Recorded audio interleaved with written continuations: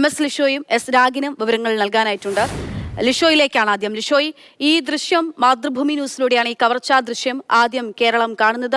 ആ സമയം മുതൽ നമ്മുടെയൊക്കെ ഉള്ളിൽ വെച്ചുള്ള ചോദ്യം, 3 മിനിറ്റ് കൊണ്ട് ഒരു ബാങ്കിൽ കവർച്ച നടത്തുന്നു, അതും പട്ടാപ്പകൽ കവർച്ച നടത്തുന്നു, 47 ലക്ഷം അത്രയും മാത്രം തുക ഉണ്ടായിരുന്നിടത്ത് നിന്ന് 15 ലക്ഷം രൂപയുമായി കടന്നു കളയുന്നു. ഇത്രയും വലിയൊരു കവർച്ച നടന്നിട്ട് പോലീസിന് 2 ദിവസമായിട്ടും പ്രതിയിലേക്ക് എത്താനാകാത്തത് എന്തേ? ഇപ്പോഴും കള്ളൻ കാണാമറയത്തു എന്ന തരത്തിൽ പോലീസിന് നേരെ വിമർശനം ഉണ്ടാകുന്ന ഒരു ഘട്ടം വരെ ഉണ്ടായ ഒരു സാഹചര്യത്തിൽ അതിന് തൊട്ടു പിന്നാലെയാണ് ഇപ്പോൾ പോലീസ് ഈ പ്രതിയെ പിടികൂടിയിരിക്കുന്നത്. എങ്ങനെയാണ് പോലീസിന്റെ ട്രാപ്പിൽ അകപ്പെടുന്നത് റിജു ആന്റണി? അതായത് ഇയാൾ പല ഇടങ്ങളിലൂടെ പല തവണ ഡ്രസ്സ് മാറി, അതായത് 3 തവണയോളം വസ്ത്രം മാറിയാണ് ഇയാൾ സഞ്ചരിച്ചത്. അതുപോലെ തന്നെ പോലീസിനെ കുടുക്കിയത്, ആകെ കുഴച്ചത്, ഈ പോലീസിനെ സംബന്ധിച്ചിടത്തോളം അവർ CCTV ദൃശ്യങ്ങൾ പരിശോധിക്കുമ്പോൾ പലപ്പോഴും ഈ ഒരേ രീതിയിലുള്ള വാഹനമല്ല കാണുന്നത്. 3 തവണയായി ഡ്രസ്സ് മാറി, അതിനോടൊപ്പം തന്നെ വാഹനത്തിൻ്റെ നമ്പർ മാറ്റി, റിയർ വ്യൂ മിറർ വെച്ചു. അപ്പോൾ പോലീസിനെ സംബന്ധിച്ചിടത്തോളം പിന്നീട് ഒരേ ദിശയിലല്ല പോകുന്നത്, പല ഇടങ്ങളിലൂടെയാണ്, സിക്സാഗായൊക്കെ പോയി പല ഇടവഴികളിലൂടെയൊക്കെ പോയി ആണ് പോകുന്നത്. അപ്പോൾ അതുകൊണ്ട് തന്നെ പോലീസിന് ഒരു ദിശയിലൂടെ CCTV പരിശോധിച്ചാൽ ആളെക്കുറിച്ച് യാതൊരു വിധത്തിലുള്ള വിവരവും ലഭിക്കില്ല. പക്ഷേ പ്രതിയെ കുടുക്കിയത് പ്രതിയുടെ ഷൂവിനടിയിലെ നിറമാണ്. ആ നിറം പക്ഷേ പോലീസ് കൃത്യമായി അത് ഐഡൻറ്റിഫൈ ചെയ്യുകയും അതുമായി ബന്ധപ്പെട്ട അന്വേഷണം ആദ്യം ആരംഭിക്കുകയും ചെയ്തു. അങ്ങനെയാണ് ഇതെല്ലാം തന്നെ ഒരാളാണ്, അല്ലെങ്കിൽ ഈ കൃത്യം നടത്തിയ ആൾ തന്നെയാണ് എന്നുള്ള ഒരു നിഗമനത്തിലേക്ക് പോലീസ് എത്തുന്നത്.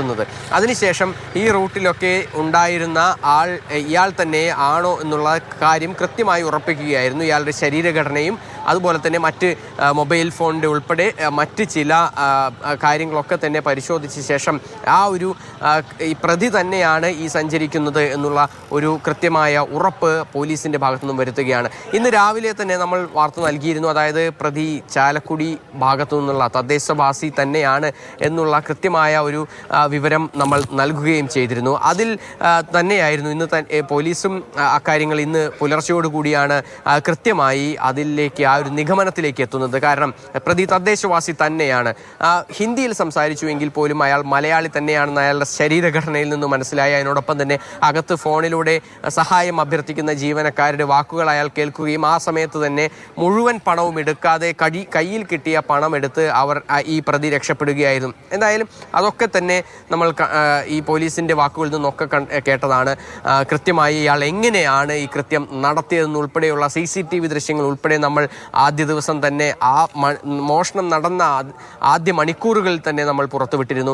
അതിനുശേഷം പ്രതി ഇങ്ങനെ ചെയ്യാനുള്ള ഒരു കാരണം എന്ന് പറയുന്നത് അയാളുടെ ആർഭാട ജീവിതമാണ്. അയാൾക്ക് വലിയ വീട് വാങ്ങണമായിരുന്നു. ആ വീട് വാങ്ങിയതിൻ്റെ കടബാധ്യത ഉണ്ടായിരുന്നു. അതിനോടൊപ്പം തന്നെ അയാൾ മദ്യപാനത്തിനും മറ്റുമായി വളരെയധികം പണം ചിലവഴിക്കുകയും ചെയ്തിരുന്നു. ഏകദേശം 49 ലക്ഷം രൂപയുടെ കടം അയാൾക്കുണ്ട്.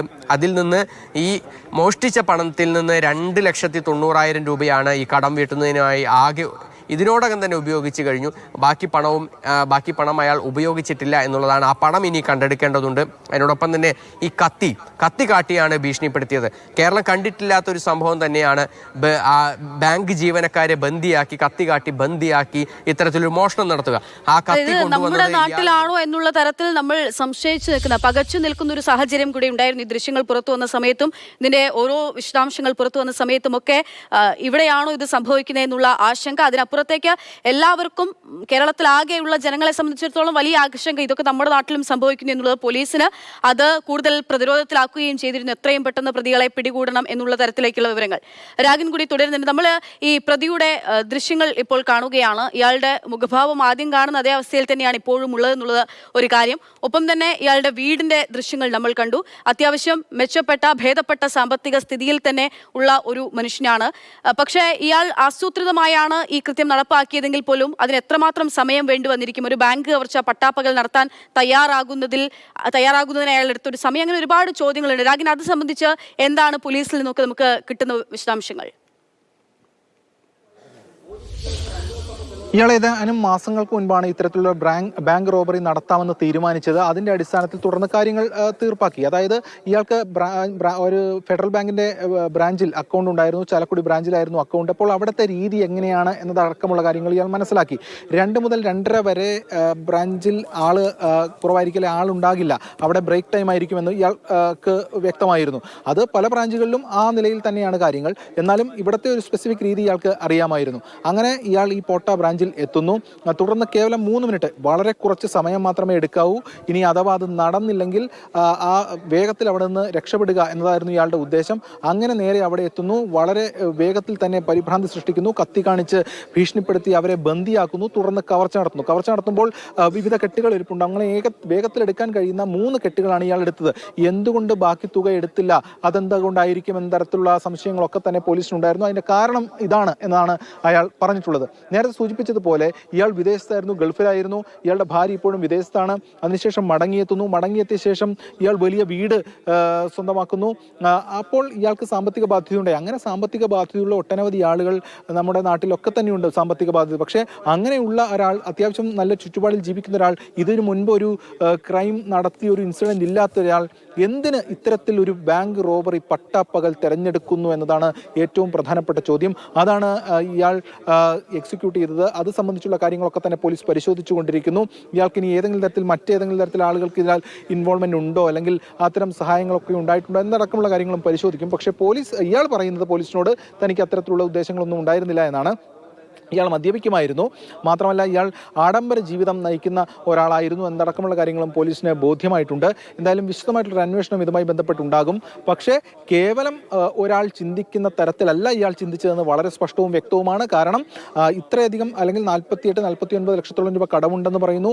അപ്പോൾ ആ കടമുണ്ടെങ്കിൽ അത് അത്യാവശ്യം നല്ല രീതിയിൽ ചുറ്റുപാടിൽ ജീവിക്കുന്നു. ഇതിനു മുൻപ് ഏതെങ്കിലും ഒരു കേസിൽ ഉൾപ്പെട്ട ക്രൈം അല്ലെങ്കിൽ അത്തരം കാര്യങ്ങളോ പശ്ചാത്തലമോ ഇല്ല. പോലീസ് ആദ്യഘട്ടത്തിൽ പറഞ്ഞ ആദ്യഘട്ട വിവരമാണ് എന്ന് പോലീസിന് പറയുന്നുണ്ടെങ്കിൽ പോലും ഇത് പൂർണ്ണമായി ഉൾക്കൊള്ളുക കുറച്ച് ബുദ്ധിമുട്ടുള്ള കാര്യം കൂടിയാണ്. കാരണം ഒരാൾ ഒരു തരത്തിലുള്ള ക്രിമിനൽ പശ്ചാത്തലവുമില്ല, അത്യാവശ്യം നല്ല അവസ്ഥയിൽ തന്നെ ആഡംബര ജീവിതം നയിക്കുന്ന ഒരാൾ. അയാൾ ഗൾഫിൽ ജോലി ചെയ്യുകയായിരുന്നു. അപ്പോൾ തന്നെ നാട്ടിലൊക്കെ വലിയ പേരുള്ള ഒരാളാണ് ഇയാൾ, ജനകീയ ആ തരത്തിലൊക്കെ അറിയപ്പെടുന്ന അല്ലെങ്കിൽ അങ്ങനെയൊക്കെ ഉള്ള ഒരാളാണ് ഇയാളെന്നും പോലീസ് പറയുന്നുണ്ട്. മാത്രമല്ല കഴിഞ്ഞ ദിവസം അവിടെ കുടുംബസംഗമം വീട്ടിൽ നടന്നിരിക്കുന്നു. അപ്പോൾ ഇങ്ങനെയൊരു കൃത്യം ഇയാൾ നടത്തുന്നു, ഇത്രയും ആസൂത്രിതമായി നടത്തുന്നു. മാത്രമല്ല അതിനുശേഷവും ഈ വാർത്തകളൊക്കെ കണ്ടിരിക്കുന്നു, കുടുംബസംഗമത്തിൽ പങ്കെടുക്കുന്നു, പോലീസ് പിടികൂടില്ല എന്നുള്ള ഭീകരമായിട്ടുള്ള കോൺഫിഡൻസ് ഇയാൾക്കുണ്ടാകുന്നു. ഇതൊക്കെ ഒറ്റയടിക്ക് പോലീസ് പറയുമ്പോൾ നമുക്കങ്ങനെ പെട്ടെന്ന് ഉൾക്കൊള്ളാൻ കുറച്ച് ബുദ്ധിമുട്ടില്ലേ? തീർച്ചയായും. കാരണം ഇയാൾ പറയുന്ന മൊഴി എന്ന തരത്തിലാണ് ഇത് പോലീസ് വ്യക്തമാക്കുന്നത്. പക്ഷേ അത് പൂർണ്ണമായും പോലീസ് വിശ്വസിക്കുന്നില്ല എന്നും പറയുന്നു. നമുക്ക് ഇതുപോലെ തന്നെ വിശ്വസിക്കാൻ, അല്ലെങ്കിൽ സാധാരണ രീതിയിൽ ഒരാൾ ചെയ്യുമെന്ന് വിശ്വസിക്കാൻ ബുദ്ധിമുട്ടുള്ളൊരു സംഭവമായിരുന്നു നേരത്തെ കളമശ്ശേരി സ്ഫോടനം, അല്ലെങ്കിൽ അതുമായി ബന്ധപ്പെട്ട കാര്യം. അങ്ങനെ ഒരാൾ തീരുമാനമെടുത്ത് അത് നടപ്പാക്കുന്നു, ഇയാൾ സ്വന്തമായി ഒറ്റയ്ക്ക് എക്സിക്യൂട്ട് ചെയ്യുന്നു. സ്വാഭാവികമായിട്ടും ആ ഒരു രീതി ചെയ്യുമ്പോൾ അതിൽ ആരെങ്കിലും ഇൻവോൾവ്മെന്റ് ഉണ്ടാകുമെന്ന് മനസ്സിലാകും. പക്ഷേ പോലീസ് അന്വേഷിച്ചു, അതിനുശേഷം കുറ്റപത്രം നൽകി, മറ്റ് ഏജൻസികളൊക്കെ തന്നെ അതിൻ്റെ പാർട്ടായി വന്നു. പക്ഷേ പിന്നീടൊന്നും കണ്ടെത്തില്ല. അപ്പോൾ ഒരാളുടെ മനസ്സ് അത് എത്രത്തിൽ വേറെ രീതിയിൽ ചിന്തിക്കുന്നു, മനസ്സ് മുന്നോട്ട് പോകുന്നത് എങ്ങനെയെന്ന് നമുക്ക് പ്രഡിക്റ്റ് ചെയ്യാൻ പൂർണ്ണമായും കഴിയില്ല. ഓരോരുത്തരുടെ ചിന്ത ഏത് തരത്തിലാണ് പോകുന്നത്. പക്ഷേ സാധാരണഗതിയിൽ അങ്ങനെ സംഭവിക്കാറില്ല എന്നത് മാത്രമേ ഇതിനകത്ത് പറയാൻ കഴിയുള്ളൂ. പക്ഷേ സാധാരണഗതിയിൽ സംഭവിക്കാറില്ല, അങ്ങനെ ചിന്തിക്കാറില്ല എന്ന് പറഞ്ഞതുകൊണ്ട് ആരെങ്കിലും കുറെ കൂടി അപ്പുറത്ത്, ഒരു പരിധിക്കപ്പുറത്ത് ചിന്തിക്കില്ല എന്നും പറയാൻ കഴിയില്ല. എന്തായാലും ഇയാൾ ആ രീതിയിലാണ് പ്രവർത്തിച്ചിരിക്കുന്നതെന്ന് വളരെ വ്യക്തമാണ്. ഇത്തരത്തിൽ ഒരു കാലത്തും പിടിക്കില്ല എന്ന കോൺഫിഡൻസ് ആയിരിക്കാം ഒരു പക്ഷേ അയാളെ കൊണ്ട് അങ്ങനെ ചെയ്യിച്ചത്. കാരണം അയാൾ ഓരോ മിനിറ്റിലും അയാൾ ഇത്തരത്തിലുള്ള ഒരു ജാഗ്രത പാലിച്ചിരുന്നു. അത് വസ്ത്രത്തിന്റെ കാര്യത്തിലാണെങ്കിലും, അല്ലെങ്കിൽ CCTV ആണ് ഇന്ന് കൂടുതൽ പോലീസ് പിടിച്ച് പരിശോധിക്കുന്നത്. അതിൽ പെടാതിരിക്കാൻ വേണ്ടിയിട്ടുള്ള ശ്രമങ്ങളാണെങ്കിലും, അല്ലെങ്കിൽ അതിൽ പെട്ടാൽ എങ്ങനെ കവറപ്പ് ചെയ്ത് പോകാം എന്ന നിലയിലാണെങ്കിലും എന്നതൊക്കെയുള്ള കാര്യങ്ങൾ ഇയാൾ പരിശോധിച്ചിരുന്നു. മാത്രമല്ല വാഹനങ്ങൾ പല വഴിക്ക് ഇയാൾ ഓടിച്ചു. കൂടാതെ ഈ പണം ഉപയോഗിച്ചുകൊണ്ട് കടം തീർത്തു എന്നാണ് പറയുന്നത്. 2,90,000 രൂപയാണ് കടം തീർത്തത്. ബാക്കി തുക സേഫായിട്ടുണ്ട്. അത് അപ്പോൾ വേഗത്തിൽ 49 ലക്ഷം രൂപ കടമുണ്ടെങ്കിൽ ഒറ്റയടിക്കത് കൊടുത്താൽ സ്വാഭാവികമായിട്ടും ഇത്രയും നാൾ തരാതിരിക്കുന്ന ഒരാൾ എങ്ങനെ അത് അടച്ചു എന്ന രീതിയിൽ സ്വാഭാവികമായി സംശയമുണ്ടാവും. അതുപോലും വരാത്ത രീതിയിൽ ആദ്യം ഒരു 2,90,000 രൂപയുടെ കടം തീർക്കുന്നു. ബാക്കി തുക സേഫായിട്ടുണ്ടെന്ന് പറയുമ്പോൾ അത് എങ്ങനെയൊക്കെ ചെലവഴിക്കണം, ഏത് ഘട്ടങ്ങളിലൂടെയൊക്കെ ചെലവഴിക്കണം എന്ന രീതിയിലുള്ള ഒരു പ്ലാനിങ് കൂടി അയാളുടെ ഭാഗത്തുനിന്നുണ്ടായിരുന്നു എന്നാണ് മനസ്സിലാക്കുന്നത്. പക്ഷേ ഇങ്ങനെയൊക്കെ പ്ലാൻ ചെയ്ത് നടപ്പാക്കുന്ന ഒരാൾ അത് കേവലം ആദ്യ ക്രൈമാണ് എന്ന് പറയുമ്പോഴാണ് സ്വാഭാവികമായിട്ടും അതിൽ ഒരു ചില സംശയങ്ങളൊക്കെ തന്നെയുള്ള കാര്യങ്ങളുള്ളത്. എന്തായാലും പോലീസ് എല്ലാ വർഷങ്ങളായിട്ട് ഇയാൾ ഇതിനു വേണ്ടിയിട്ടുള്ള തയ്യാറെടുപ്പിലായിരുന്നു. എന്തൊക്കെയാണ് അത്തരത്തിലുള്ള വിവരങ്ങളൊക്കെ നമുക്ക് ലഭ്യമാവുന്നുണ്ട്. രാഗൻ സൂചിപ്പിച്ച പോലെ തന്നെ ഒരാളുടെ മനസ്സാണ് അത് എങ്ങനെ ഏത് തരത്തിലൊക്കെ സഞ്ചരിക്കുന്നു, ഏത് തീരുമാനം എടുക്കുന്നു എന്നൊന്നും നമുക്ക് പറയാനാകില്ല. എങ്കിൽ പോലും നമുക്ക് ഉൾക്കൊള്ളാൻ കുറച്ച് പ്രയാസമുണ്ടെന്നുള്ളതാണ്.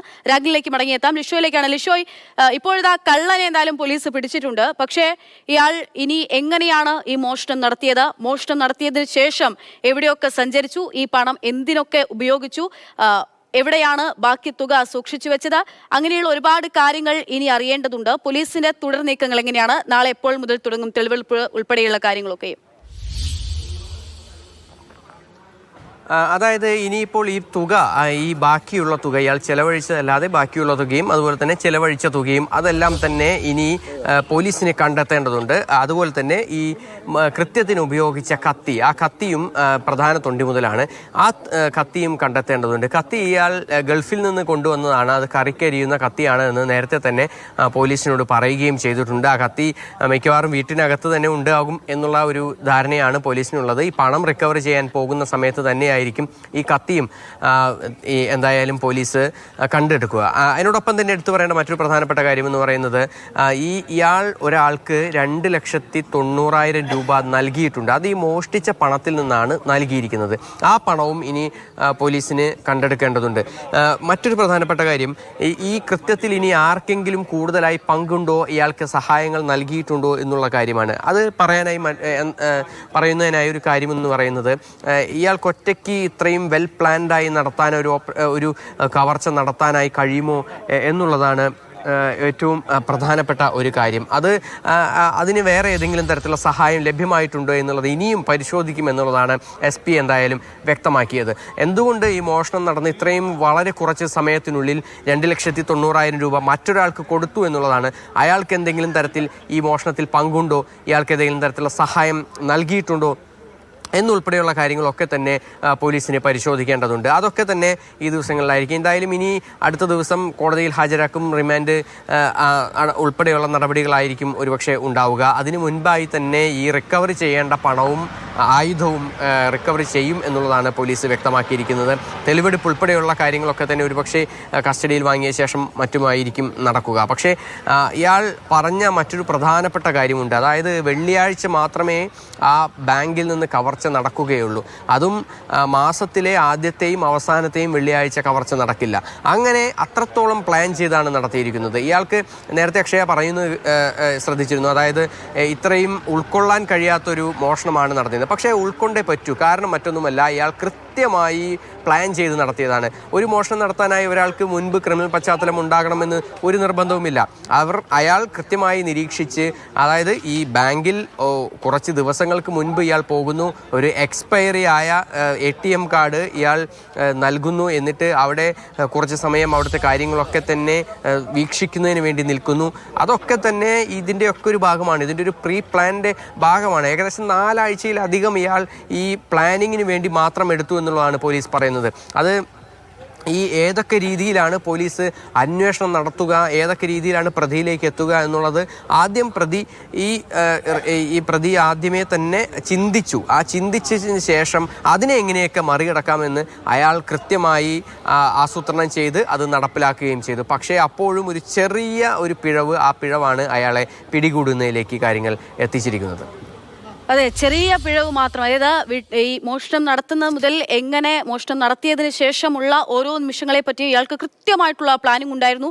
ഓരോ ചുവടും, വസ്ത്രങ്ങൾ 3 തവണ വസ്ത്രം മാറി, കണ്ണിന്റെ കൃഷ്ണമണി വരെ മറച്ചു വെച്ചു, ഹെൽമെറ്റിനകത്ത് മാസ്ക് ഉപയോഗിച്ചു, എപ്പോഴും ഹെൽമെറ്റ് മുഖത്ത് തന്നെ ആയിരിക്കാൻ അയാൾ ശ്രദ്ധിച്ചു, നമ്പർ പ്ലേറ്റ് വ്യാജമായി ഒപ്പിച്ചു. ഇങ്ങനെയുള്ള കാര്യങ്ങളൊക്കെ അയാൾ സസൂക്ഷ്മം ശ്രദ്ധിച്ചെങ്കിൽ പോലും പോലീസിന് ഇയാളെ പിടികൂടാൻ സഹായകരമായത് പ്രധാനപ്പെട്ട ഒന്നെന്ന് പറയുന്നത് ഇയാളുടെ ഷൂ ആണ്. ഷൂ മാത്രം മാറിയിരുന്നില്ല, ചതിച്ചത് ഷൂ തന്നെയാണ്, ഷൂവിനടിയിലെ നിറമാണ്. ഒപ്പം തന്നെ ബോഡി ഷെയ്മിങ് എന്ന് നമുക്ക് പറയാം, അല്ലെങ്കിൽ അങ്ങനെയൊക്കെ ഒരു പക്ഷേ പറയാം. മലയാളി ആയതുകൊണ്ട്, കുടവയറായതുകൊണ്ട് ഇയാൾക്ക് മലയാളി ആയിരിക്കാം ഇയാൾ എന്നുള്ളൊരു സംശയത്തിലേക്ക് എത്തി. മറ്റൊന്ന് ഹിന്ദി, ആകെ 1-2 വാക്കുകൾ മാത്രമാണ് ഇയാൾക്ക് ഹിന്ദിയിൽ അറിയുകയുണ്ടായിരുന്നുള്ളൂ. ആ മുറി ഹിന്ദിയും ഇയാളെ മലയാളിയാണെന്ന് സ്ഥിരീകരിക്കുന്ന തരത്തിൽ, ഹിന്ദിക്കാരനല്ല എന്ന് ഉറപ്പിക്കുന്ന തരത്തിൽ പോലീസിനെ എത്തിക്കുകയും, ഉത്തരേന്ത്യൻ സ്വദേശിയല്ല എന്ന് ഉറപ്പിക്കുന്ന തരത്തിൽ പോലീസിനെ എത്തിക്കുകയും ചെയ്തിരുന്നു എന്നുള്ളതാണ്. രാഗിൻ വിവരങ്ങളുമായി തുടരുന്നത്. രാഗിൻ, നമുക്ക് ഇനി അറിയേണ്ടത് എങ്ങനെയാണ് ഇയാൾക്ക് ഈ 49 ലക്ഷം രൂപയുടെ കടമുണ്ടായിരുന്നു ഇയാൾക്ക് എന്നുള്ളതാണ്. ഈ കടം വീട്ടാനായിട്ട് കടബാധ്യത തീർക്കാൻ വേണ്ടിയിട്ടാണ് ഇയാൾ ഈ മോഷണത്തിന് ഇറങ്ങിത്തിരിച്ചതെന്നുള്ളതാണ് പോലീസ് പറയുന്ന കാര്യം. എന്താണ് ഇയാളെ 49 ലക്ഷം രൂപയിലേക്ക് ഇത്രയും വലിയ കടബാധ്യതയിൽ എത്തിച്ചിരുന്നത്, ആ തരത്തിലുള്ള വിവരങ്ങൾ നമുക്ക് അറിയേണ്ടതുണ്ട്.